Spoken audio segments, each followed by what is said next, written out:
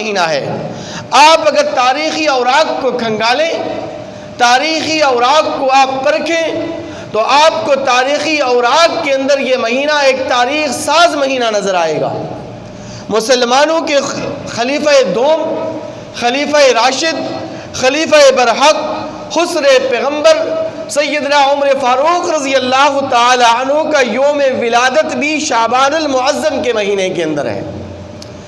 سیدنا عثمان بن مظعون رضی اللہ تعالی عنہ کا یوم وفات بھی شعبان المعظم کے مہینے کے اندر ہے۔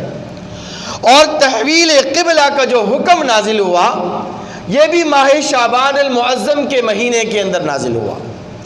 درود و سلام کا جو حکم امت مسلمہ کو ملا، ان اللہ و ملائکتہ یصلون علی النبی، یہ حکم بھی ماہ شعبان المعظم کے مہینے کے اندر امت کو ملا۔ تیمم کا جو حکم ملا، فتیمموا صعیدا طیبا، تو یہ تیمم کا حکم بھی ماہ شعبان المعظم کے مہینے کے اندر نازل ہوا۔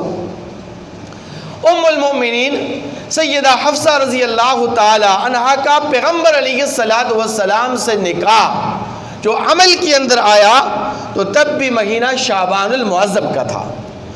ام کلثوم بنت محمد صلی اللہ علیہ وسلم کا یوم وفات بھی شعبان المعظم کے مہینے کے اندر ہے۔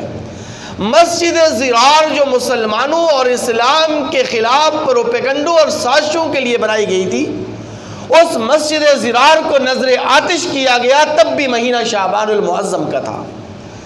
اور گستاخ رسول داعی نبوت مسیلمہ بن کذاب کو جب جہنم واصل کیا گیا تو تب بھی مہینہ شعبان المعظم کا تھا۔ آپ کے ملک پاکستان کے آئین کے مطابق ختم نبوت کے انکار کی وجہ سے احمدیوں اور قادیانیوں کو غیر مسلم اور کافر قرار دیا گیا، تب بھی مہینہ شعبان المعظم کا تھا۔ اسی انداز سے سیدہ جویریہ رضی اللہ تعالی عنہا سے پیغمبر علیہ السلام کا جو نکاح عمل کے اندر آیا تو تب بھی مہینہ شعبان المعظم کا تھا۔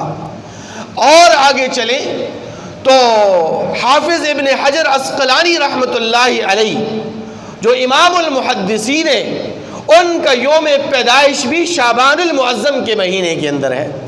حافظ عماد الدین ابن کثیر رحمۃ اللہ علیہ کا یوم وفات یہ بھی شعبان المعظم کے مہینے کے اندر ہے۔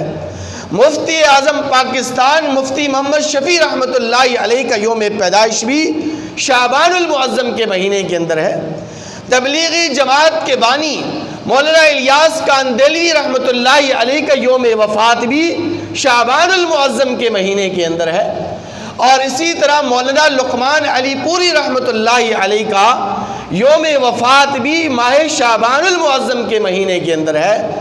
اور آپ کی پاکستان کی قومی اسمبلی کے سابق MN اور صحابہ کرام رضوان اللہ تعالی علیہم اجمعین اور امہات المؤمنین ازواج مطہرات اور اہل بیت کے سب سے بڑے محافظ، نگہبان اور چوکیدار اور سپاہی اور دین اسلام کے عظیم ترجمان علامہ محمد اعظم طارق شہید رحمۃ اللہ علیہ جب شہید ہوئے تو اس وقت پیر کا دن تھا اور مہینہ شعبان المعظم کا تھا اور اسلامی سال کے اعتبار سے 1424 ہجری تھی۔